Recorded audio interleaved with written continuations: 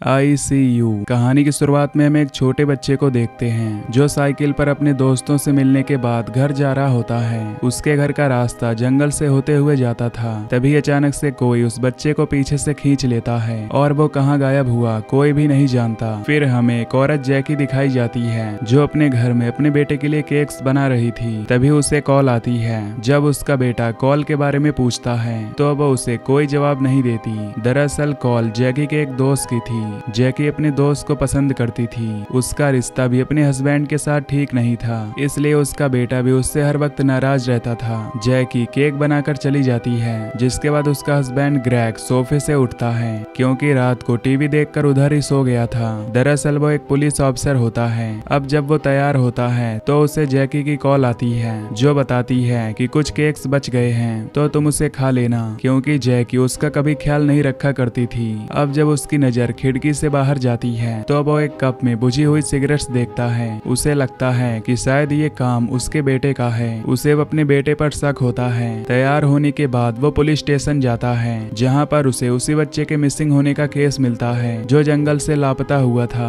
उधर जैकी जब अपने घर में आती है तो उसे एहसास होता है कि उसके घर में कोई और भी है। अचानक से एक आदमी उसके सामने आता है और कहता है कि उसे उसके हस्बैंड ग्रेग ने खिड़की ठीक करने के लिए बुलाया था। अब जैकी उससे पूछती है कि तुम मेरे घर के अंदर कैसे आए, क्योंकि पहले से घर में कोई मौजूद नहीं था। तो वो बताता है कि दरवाजा आपकी बेटी ने खोला था जो बहुत अच्छे से बात कर रही थी। ये सुनकर जैकी हैरान हो जाती है क्योंकि उसकी तो कोई बेटी नहीं थी।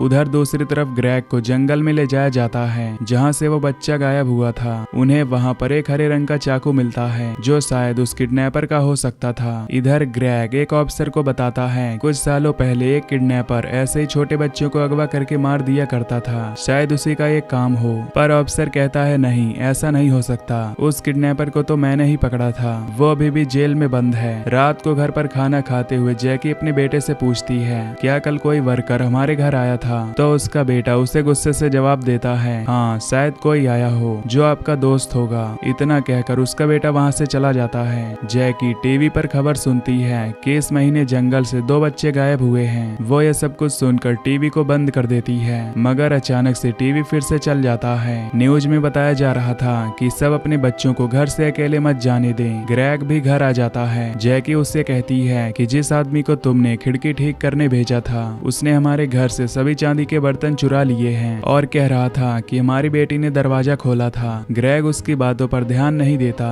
और अपने कमरे में चला जाता है। जाते हुए वो देखता है कि जो तस्वीर उन्होंने सीढ़ियों के पास लगाई हुई थी उनमें से एक तस्वीर गायब थी। वो इन चीजों पर ध्यान न देकर अपने कमरे में चला जाता है। तभी कमरे में एक चूहा आ जाता है। ग्रेग उसे पकड़ने के लिए अलमारी के अंदर जाता है तो कोई अलमारी के दरवाजे को बंद कर देता है। ग्रेग को लगता है कि शायद उसका बेटा उसके साथ मजाक कर रहा हो, पर वहाँ पर तो उसका बेटा था ही नहीं। तभी जैकी आकर अलमारी को खोल देती है। बाहर आकर उसे पता चलता है कि उसका बेटा तो घर से बाहर गया हुआ है। एक रात जैकी को अपने बेटे के कमरे से भी आवाज आती है। वो जाकर देखती है तो उसका बेटा देर रात तक गेम्स खेल रहा था। तभी जैकी को अपने बेटे के कमरे में बेड के नीचे अजीब सा मास्क नजर आता है। उस बारे में वो अपने बेटे से कुछ नहीं पूछती और चुपचाप बाहर चली जाती है। रात को कोई ग्रेग के कंबल को नीचे उतार देता है। जब सुबह होती है तो उसका बिस्तर गीला हुआ था, पर अभी भी वो इन बातों पर ध्यान नहीं देता। उसे पुलिस स्टेशन से कॉल आती है, इसलिए वो जल्दी से तैयार होकर निकल जाता है। पुलिस स्टेशन पहुंचकर एक लेडी ऑफिसर उसे बताती है कि ये केस बिल्कुल वैसा ही है जैसा कुछ सालों पहले किडनैपर का था जो बच्चों को अगवा करके मार दिया करता था, मगर आज तक हमें उसका सही से पता नहीं चला। वहीं पर एक ऑफिसर कहता है कि उस किडनैपर के पास से 2 बच्चे भागे थे। मैंने उनसे पूछताछ की थी पर कुछ भी खास पता नहीं चला।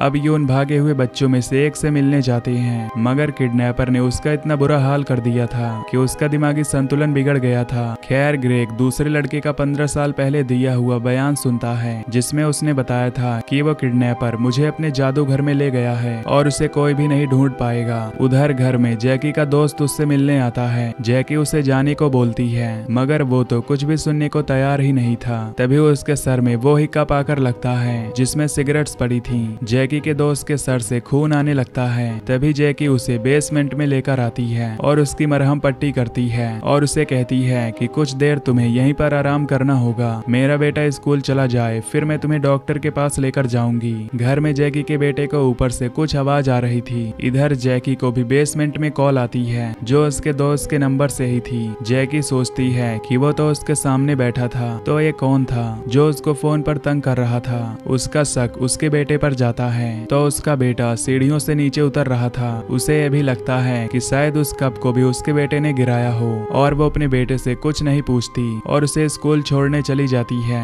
बेसमेंट में जैकी के दोस्त के सर से खून निकलना भी बंद भी नहीं हुआ था। दोबारा उसके सर पर कोई लकड़ी का डंडा मारकर उसे मार देता है। इधर जंगल में ऑफिसर अभी भी लापता हुए बच्चों की छानबीन कर रहे थे और छानबीन करते हुए उसे एक तार मिलती है जिससे उस साइकिल वाले बच्चे को शायद नीचे गिराया गया था। उधर जैकी जब घर आती है तो वो अपने दोस्त की लाश को देखती है। उसे लगता है कि शायद उसके बेटे ने गुस्से में उसके दोस्त को मार दिया, इसीलिए वो मदद के लिए अपने हस्बैंड को बुला लेती है ताकि वो अपने बेटे को सजा से बचा सके। पर ये दोनों नहीं जानते थे कि जैकी के दोस्त को किसने मारा होगा। इनका शक सिर्फ अपने बेटे पर ही था क्योंकि वही घर में अकेला था। वो दोनों अपने बेटे को बचाने के लिए जैकी के दोस्त की लाश को रात के अंधेरे में जंगल में ले जाकर दफना देते हैं। इनका बेटा घर पर अकेला था, तभी उसके कंप्यूटर पर एक मैसेज आता है जिसमें लिखा था, क्या तुम जानते हो फ्रॉगिंग क्या होता है। जब जैकी का बेटा इस बारे में इंटरनेट पर सर्च करता है तो उसके पीछे कोई आ जाता है जिसने चेहरे पर मास्क पहना हुआ था। तभी जैकी और ग्रेग भी वापस घर आ जाते हैं। वो आकर देखते हैं कि उनका बेटा बाथटब में लेटा हुआ है।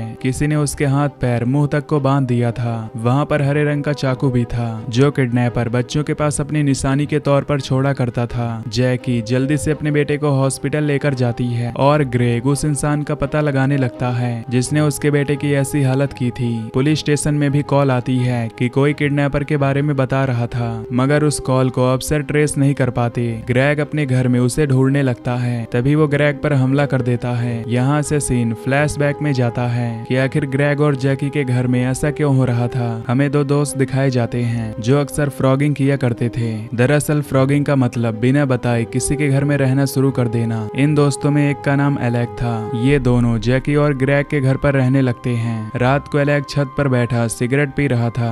ये देखकर उसकी दोस्त उसे वापस कमरे में बुलाती है। ये लोग जैकी के घर गेस्ट रूम में रहा करते थे जिनके बारे में जैकी और उसके हस्बैंड को कुछ भी पता नहीं था। यहाँ उसकी दोस्त उसे कहती है, अगर घर वालों को पता चल गया तो हमें जेल भी हो सकती है। तभी वहाँ पर ग्रेग आ जाता है और ये दोनों छुप जाते हैं और यहाँ ग्रेग को कप में वही सिगरेट मिलती है जिससे वो समझ रहा था कि ये सब उसका बेटा करता है। खैर अगले दिन सब घर वालों के जाने के बाद एलेक की दोस्त अपने सामान को बेसमेंट में छुपा देती है और एलेक घर से एक तस्वीर को ले लेता है। अब जब उसकी दोस्त उसके पास आती है तो वो कहता है कि मुझे घर के वाईफाई के पासवर्ड का पता चल गया है और वो अपने मोबाइल के ऐप के जरिए इनके घर में टीवी, मोबाइल जैसी सभी चीजों को कंट्रोल कर सकता है और हम कुछ ऐसा करेंगे जिससे घर वाले पागल हो जाएं। मगर उसकी दोस्त उसे ऐसा करने से रोकती है। तभी घर के दरवाजे पर बेल बजती है। खिड़की रिपेयर करने वाला जैकी के घर आया था। एलेक की दोस्त दरवाजा खोलती है और झूठ बोल देती है कि वो ग्रेग की बेटी है। इसीलिए खिड़की ठीक करने वाले ने जैकी से कहा था कि दरवाजा आपकी बेटी ने खोला था। उधर एलेक ग्रेग की नींद की दवा को अपनी दोस्त की पानी में मिला देता है ताकि वो किसी भी काम से उसे ना रोक पाए। उसी रात ये जंगल में लापता होने वाले बच्चों की खबर को भी सुनते हैं। एलेक की दोस्त जब उस पानी को पीती है तो गहरी नींद में सो जाती है। फिर एलेक पहले जाकर टीवी को ऑन ऑफ करता है जिससे जैकी डर गई थी।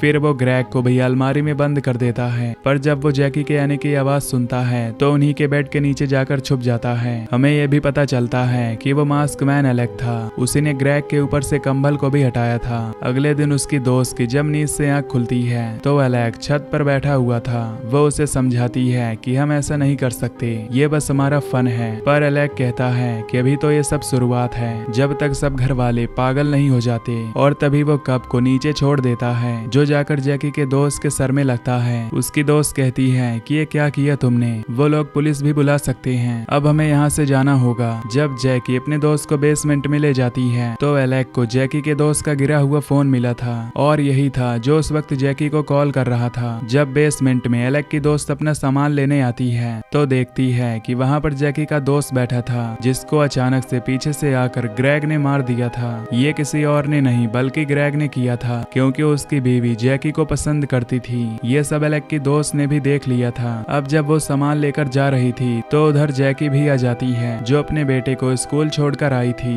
ये सब कुछ देखने के बाद एलेक की दोस्त वहाँ से वापस उसके पास आती है। वो देखती है कि वो जैकी के बेटे को बांध रहा रहा था। अब तो उसने हद पार कर दी थी। वो कहती है रुक जाओ नहीं तो मैं पुलिस को बुला लूंगी। तभी उसका पैर फिसल जाता है और वो सीढ़ियों से गिरकर बेहोश हो जाती है। इसके बाद वो जैकी के बेटे को उठाकर बाथटब में डाल देता है और एलेक अपनी दोस्त को हॉस्पिटल ले जाता है। वो उसको गाड़ी की डिग्गी में डालता है पर तभी जैकी और ग्रेग आ जाते हैं जो जैकी के दोस्त की लाश को दफना कर आ रहे थे। अब जल्दी से जब वो आकर अपने बेटे को देखते हैं तो ग्रेग जैकी को अपने बेटे के साथ हॉस्पिटल भेज देता है और वो खुद उस गाड़ी में बैठकर जिसमें एलेक की बेहोश दोस्त थी उसे लेकर कहीं जाता है। गाड़ी में एलेक की दोस्त को होश आ जाता है और ग्रेग पता नहीं उसे कहाँ ले जा रहा था लेकिन उसके पास एक बैग पड़ा था। जब वो उसे खोल कर देखती है तो उसमें उस बच्चे के कपड़े पड़े थे जो कहानी के शुरू में साइकिल पर जाते हुए जंगल से गायब हुआ था। जिसे देखकर एलेक की दोस्त समझ जाती है कि किडनैपर कोई और नहीं बल्कि ग्रेग था। अब वो अपनी गाड़ी रोकता है और कहीं पर चला जाता है। एलेक की दोस्त भी उसका पीछा करती है। वो पुलिस को कॉल करके बताना चाहती थी मगर सिग्नल्स की वजह से वो कुछ भी नहीं बता पाती। जो कॉल पुलिस ट्रेस नहीं कर पा रहे थे वो एलेक की दोस्त ही कर रही थी क्योंकि उसे किडनैपर मिल गया था। तभी वो जंगल में एक ट्रक को देखती है। जब वो वहां जाती है तो वहां पर बहुत से बच्चे थे। इससे पहले वो बच्चों की मदद करती पीछे से ग्रेग आकर उसे बेहोश कर देता है। उसे अपनी गाड़ी से उनका कैमरा भी मिलता है जिससे उसे पता चलता है कि एलेक और उसकी दोस्त इनके घर में कितने दिन से रह रहे थे। अब ग्रेग सब जानने के बाद उसे वापस अपने घर ले आता है। जैसे ही एलेक की दोस्त होश में आती है ग्रेग उसे मार डालता है। ये सब एलेक भी देख रहा था। उसे बहुत गुस्सा आता है। वो अब ग्रेग को मारने की तैयारी करता है। इधर ग्रेग भी एलेक को अपने घर में ढूंढ रहा था। तभी एलेक उस पर हमला कर देता है मगर ग्रेग भी उस पर वार करके उसे बेहोश कर देता है। कुछ देर बाद ग्रेग देखता है कि एलेक वहाँ नहीं था। वो उसके सामने गन लेकर खड़ा था जो ग्रेग पर चला देता है। ग्रेग उसका चेहरा देखकर हैरान हो जाता है और मर जाता है। तभी वहाँ पर ऑफिसर आ जाता है जो एलेक पर गोली चला देता है जिससे एलेक बेहोश हो जाता है। उसने ऑफिसर को एक नाम से पुकारा था। ऑफिसर समझ गया था कि एलेक कौन है। इतनी देर में जैकी और उसका बेटा भी हॉस्पिटल से वापस आ जाते हैं। जैकी अपने घर के बाहर एम्बुलेंस और पुलिस की गाड़ी देख परेशान हो जाती है। उसे भी ग्रेग यानी कि अपने हस्बैंड की असलियत का पता चल जाता है। उन बच्चों को भी बचा लिया गया था। यहाँ पर हमें पता चलता है कि एलेक दरअसल वही बच्चा था जिसको 15 साल पहले ग्रेग ने अगवा करने की कोशिश की थी, जिसका बयान भी वो जानबूझकर सुन रहा था। एलेक किसी तरह बचकर भाग गया था। वो ग्रेग के बारे में सब जानता था कि वो बच्चों के साथ बहुत कुछ गलत करता है, इसीलिए वो उसके घर में आया और ग्रेग को मारकर उन सभी बच्चों का बदला ले लिया। और इसी के साथ ये मूवी यहीं पर खत्म हो जाती है।